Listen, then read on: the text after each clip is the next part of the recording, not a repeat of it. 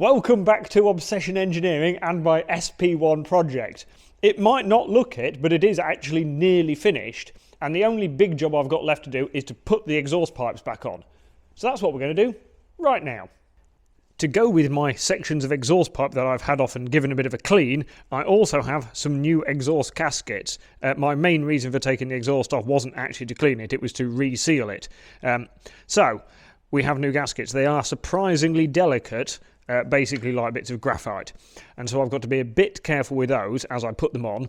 And before I even do that, I'm going to get up to my exhaust studs and I'm going to smear a bit of copper slip on them so that if they ever have to come off again, they have actually got a fighting chance of coming undone.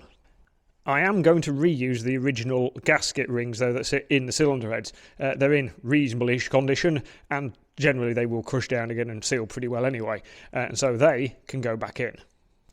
So making sure the exhaust gasket actually stays in the hole is kind of important. Sometimes I put a dab of silicone on them to give them a bit more of a chance of staying in the hole while I'm doing other bits. While I remember, put the pipe out the way, and then we'll just lift this up, making sure the gasket doesn't fall out. Then we'll try that again. Right, it's in this time. So we can wind the stud back in. Everything has got a fairly healthy coat of copper slip on it, because exhaust studs love to seize up, and I don't want them to. And I'm just going to wind these in a little bit by hand, but I don't want it tight yet until we get the other end on, so we've got a little bit of wiggle room on the pipe. Next stage was to put the rear exhaust stub on, like the header on it. Now this one, because it's really awkward to get to the bolts when the rest of the pipe works on, I have actually tightened it up so this one is solid, and I've had a test run to make sure I can get a tool onto the clamp down here, and luckily from the other side with a bit of a universal joint you can get onto that with the socket. And all the clamp bolts I've taken out and given the bolts a really heavy coat of copper slip, because we really don't want those stopping. I've also been inside the pipes and cleared any bits of the old gasket out of the way, so it means we're about ready to put the collector on. I'm calling this the collector. It's not, it's an extension off the rear head. The collector is actually part of the header pipe off the front cylinder.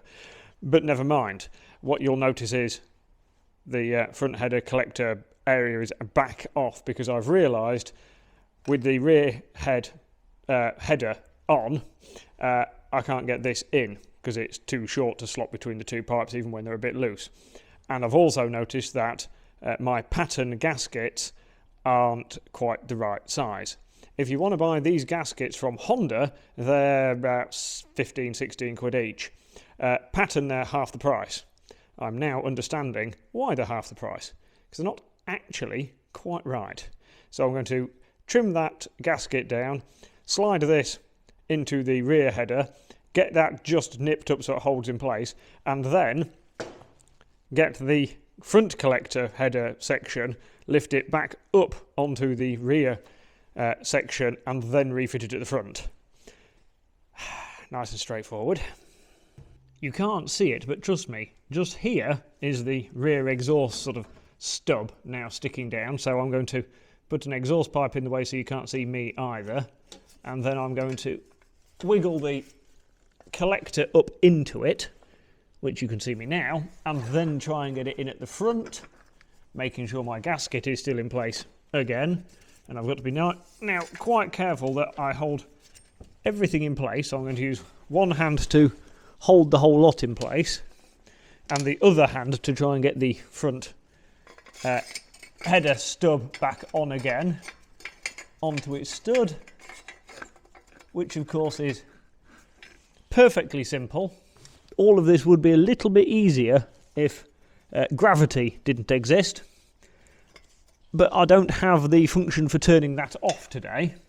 I didn't buy the Honda special anti-gravity tool for exhaust fitting, so I shall have to do the best I can with what I have available. Right, and now I have a nut tightened up at the front, I can let go of things. Yay! Been back to my front header, got all of that nipped up.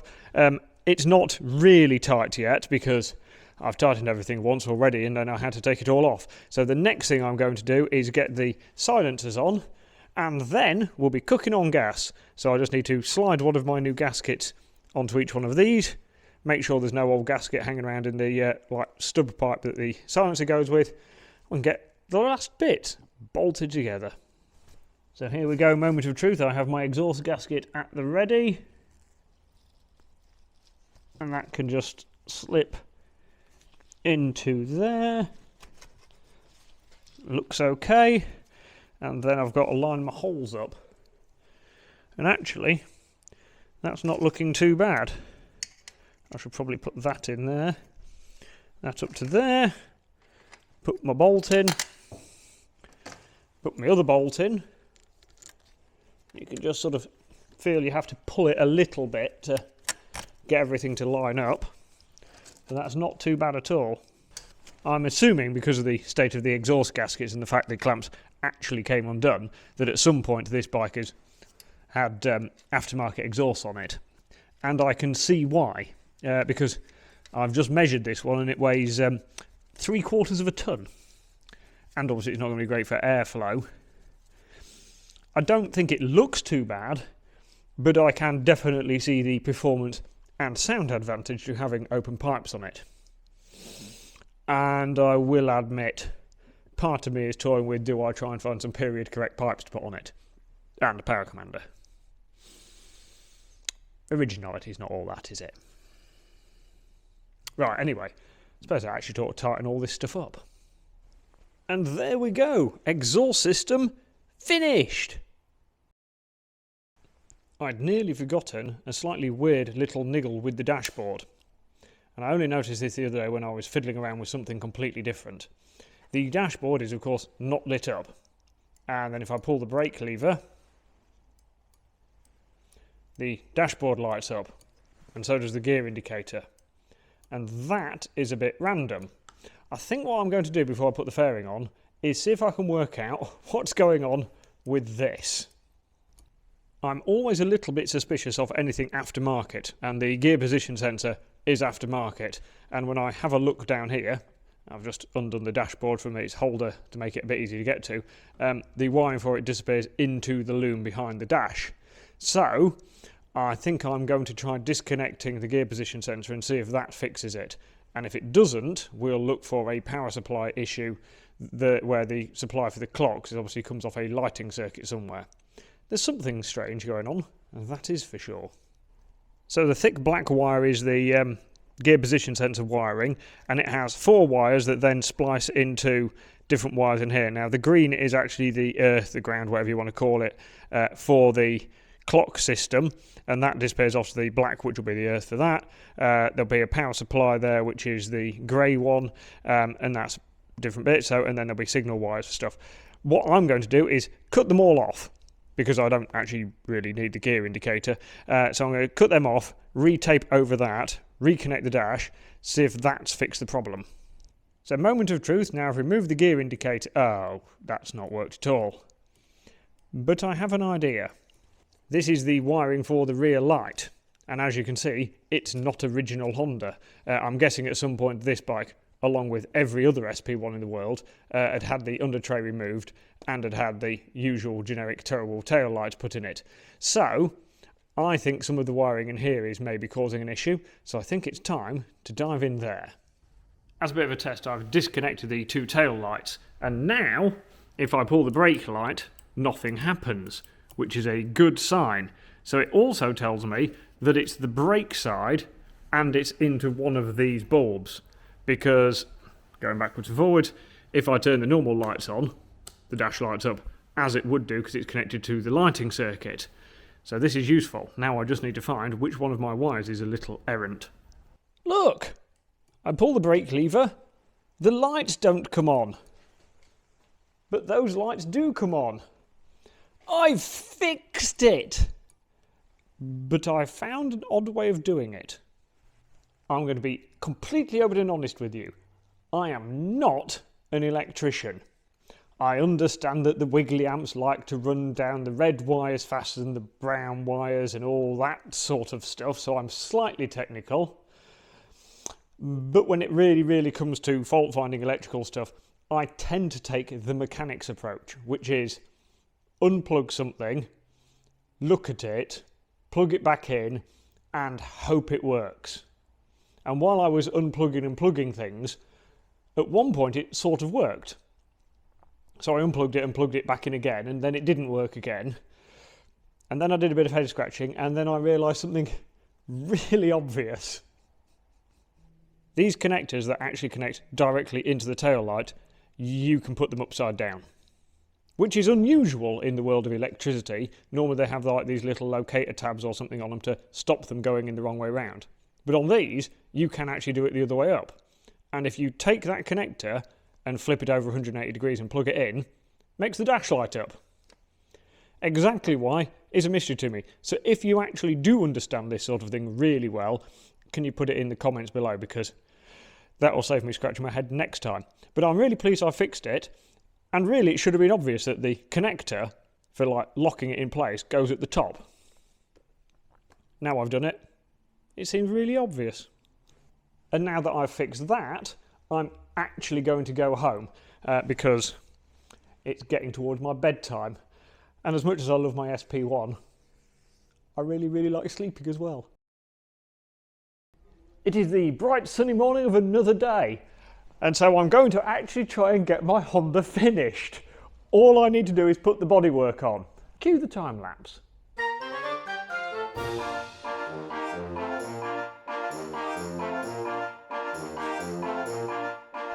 So, fuel tank back on, and it primes up and there's fuel pressure without it leaking, and that's always worth checking. Seat unit's back on. I have given the battery a little quick boost up to make sure it's primed and ready to fire the mighty twin into action. Put some fresh fuel in it, and I actually need to start it to set my oil and my water levels. Nearly forgot that bit. So, pulled out the choke lever. Yep, it's still got a choke lever, well, a fast idle anyway. And right, we'll give her a spin over and make sure the oil light goes off fairly easily.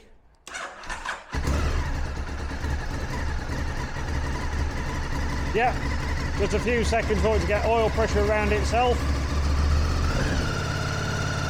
And then I'll just give it, 10 or 20 seconds just to get loads of oil around it.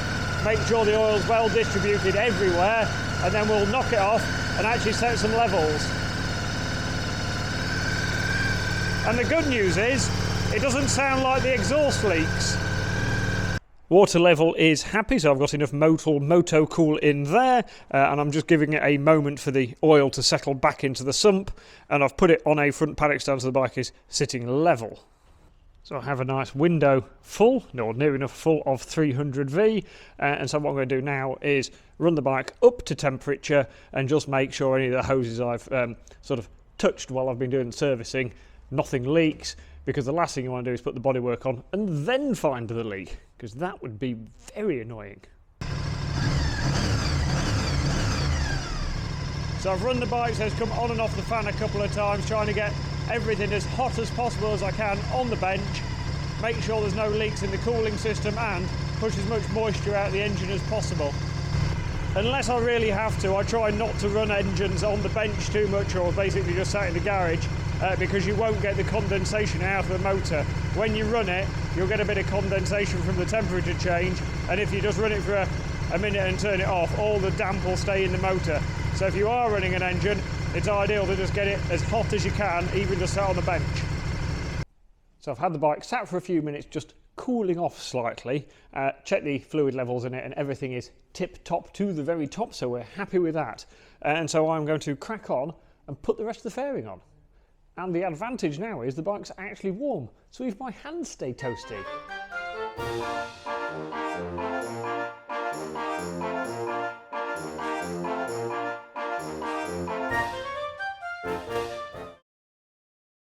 With the bike off the bench, the thing we're going to set up first is the sags. And basically that is how much the suspension sags when the weight of the bike and the rider drop onto them. So what we need is a full length measurement from, say, the dust seal to the bottom of the fork, and then when I sit on it, we'll see how much it moves down. And a similar thing at the back, we're going to go pretty much straight up from the wheel spindle. So we're going to put a tape measure just behind the axle adjuster, straight up to this conveniently located piece of white tape with a line on it. Sounds pretty simple, and it really is. So let's talk more action. So we are going to start by doing a full length measurement. So my beautiful assistant Pete, well, my assistant Pete is going to come here and he's going to measure the fully extended fork length as I rotate the bike over on its side stand. Measurement of 121 millimetres. That's 121 millimetres. Pete will write it down because not only is he, I'm going to say unattractive, he can also read and write. So, get the bike nicely square in frame again. Next thing we're going to do is I'm going to sit on the bike. So, I'm going to do this, but we're going to do this twice. So I'm going to do a settled measurement. So just get on the bike and very gently get on and basically have it on my tiptoes. So I've got most of my weight on it, and Pete will take a measurement there. A measurement of 88 millimetre. Right, that's 88 millimetres. And then we'll do a recovered measurement. So basically how far the bike comes back up. The difference between the two will be the stiction, because the forks always drag a little bit. 87 millimetres, so actually only 1 mil difference, which is very, very good. Almost as if these forks have just been rebuilt. Right, so what's the measurement in total is 87.5 mil, taken off our 121 millimetres, gives us a total of 33.5. Yeah, now, for a road bike, what I want is 30 to 35 mil. On track, I'd normally start at 30 mil. On the road, around 35 mil. So 33 mil is a very good starting point, so we're not going to adjust the front. So let's move down to the back. And we need to do a similar thing again. I need to rotate the bike over on its side stand, and then Pete can get a full length measurement. And this will see how much my guessing has been accurate when I've been putting the spring on. The shock has considerably less stiction because the linkage will push the shock basically directly up and down, whereas the forks are at an angle and obviously drag slightly. So I shall sit on that, let it settle a bit. Pete can get a measurement. Pete, detail my rear end. 29 millimetres of sag. correct. Which is not quite enough. So we're going to adjust the preload. The preload adjuster is basically this notched ring that takes more or less strain onto the spring. So what I'm just going to do is get a C-spanner in there, move it over one click and see what difference one click makes on the adjuster. Then we'll remeasure the sags. And basically whatever adjustment you make at the shock is generally about double the measurement at the back end of the bike. So we have made one notch of adjustment on the shock and we're going to see what difference it makes. So, ready Peter? Attend my back end again. 2 mil of a difference moving one notch on the shock, so I'm assuming the notch is supposed to be a millimetre, which gives us a total of 31 mil sag, which is on the sporty side, but what I know from riding this bike previously is that if it's soft it doesn't work, so I'm going to leave that at 31 mil, front's at 33.5, that's a decent, admittedly sporty base setting to try when I actually get a chance to ride it. So thank you Peter, and the next thing we're going to do is have a bit of a bounce up and down and just have a fiddle with the damping adjusters. At the front of the bike we have rebound adjusters at the top of the forks, but if anybody remembers when we were actually building the forks, they adjust a bypass that bypasses the whole shim stack, so they actually make a bit of a difference to the compression damping as well. The compression dampers that are on the bottom of the fork will make less difference than the rebound adjusters, but they will make a little bit. So we'll do the rebounds first and then the compressions. And what I'm going to do is wind everything all the way in, make it as hard as possible, see what that actually looks like on a push test, and then we'll open the rebound first and then the compression until I'm happy with the settings. And we'll do the same thing at the back. On the shock, the rebound adjuster is at the bottom, and like the forks, it makes a big difference to the compression as well. So we're going to do the rebound adjustment first, and then we shall come up the top and play with the compression adjuster. So here we go. I've got all of the adjusters on the bike wound all the way in, so it is hard as hell. And here we go. Don't get me wrong, I am not a heavy chap, but That literally does not move at all. That is on the verge of ridiculous. So if you imagine trying to ride that down a bumpy road, it would be unpleasant. Right, so what we'll do now is we'll wind the rebound adjusters out all the way.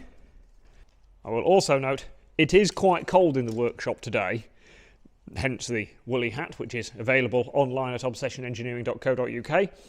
And because it's cold, the oil will be quite thick, so it will make a bit of a difference to the damping. So I'll probably set the bike up so it looks a little bit lazy in its damping compared to normal, but then when we ride it, it'll get better as the oil warms up. So, rebound adjusters in the forks all the way open.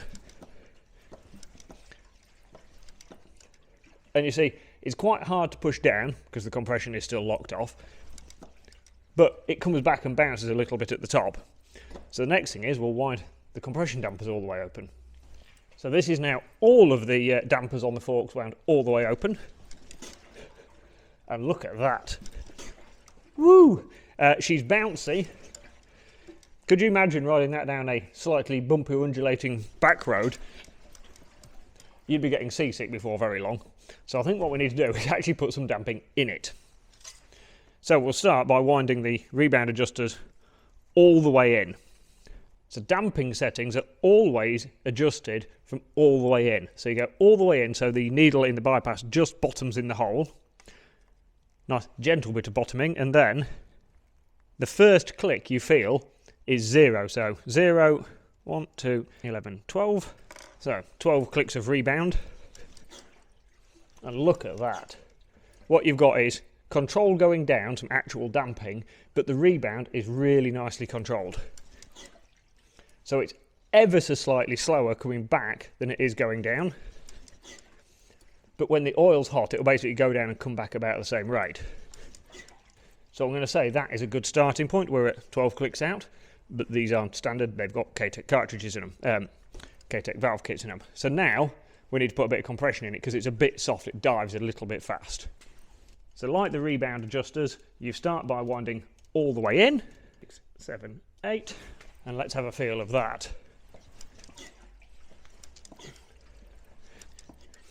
I'm going to say that still feels really quite stiff, even with quite cold oil, so I'm going to come out a couple more clicks. Now I'm going to say that looks and even feels a bit on the stiff side. But I'm quite confident that when we actually get it on the road, get a few miles, get the oils and everything warmed up, I think that's going to be pretty good. And I do like a bike that rides quite sporty. So now on for some rear end action. What I need here is somewhere quite firm at the back of the bike that can take quite a bit of load as I push up and down. And the seat pad there, the seat cover has quite a solid mount to it, so we can push on that quite a bit. So get the bike stood upright. And with the adjusters wound in,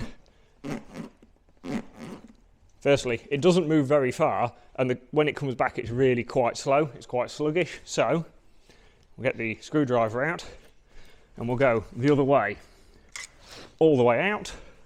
That is the rebound and the compression opened all the way up. Let's see what it looks like now. Look at that, like a pogo stick. Right, we're definitely not going to want to ride it like that, so let's put a sensible amount of rebound damping in it. Again, we'll wind all the way in. The rebound adjuster on the shock has no click adjustment, it's just turns, so we'll go 2 turns, I think. Half, 1, 1.5, 2. See what that looks like.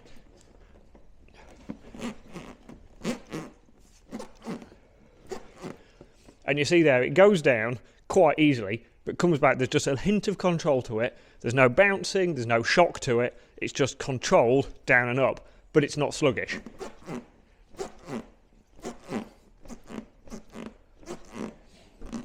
That's a good starting point. So what we'll do now is put some compression damping back in it, see what difference that makes. 8, 9, 10. Part of the thing we're playing with the compression is if it slows it down going down, or if it doesn't go down as far, so then the rebound has to do less work. So the two are quite critical that they work together.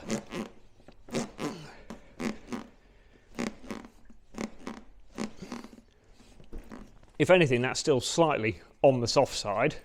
So I'm going to put some more rebound in it. And let's see what that's like. And straight away, even though I'm playing with the rebound adjuster, I can feel it in compression as well. And it's just at that stage now where the rebound is ever so slightly slow. It's just going down and it's just a fraction slow coming back. Again, the oil in the shock is on the cold side. I think we'll just go half a turn and see what that looks like. And that to me looks almost perfect. You've got control going down and it's coming back basically at the same speed it goes down. And that feels pretty good. One last thing, it's not hypercritical, but just a little shove there, and I can't put a lot of pressure on it, but it's the whole bike's just going up and down together. There's no real bias on the front or the rear. So that, in the corners, should be nicely balanced. So I'm going to say, that's setup done. So the next thing, of course, is to get it out on the road, but not today, because they've just salted the roads and it's the middle of winter and it's on very sporty tyres. So I think we'll wait until the weather improves slightly. But trust me, there will be a on-the-road update on the SP1 because I am really looking forward to getting out on that because I think that is going to ride mint. So thank you for watching. I hope you've enjoyed the series. I hope it's been useful to you. And most importantly, join me again soon for some more motorbike fun.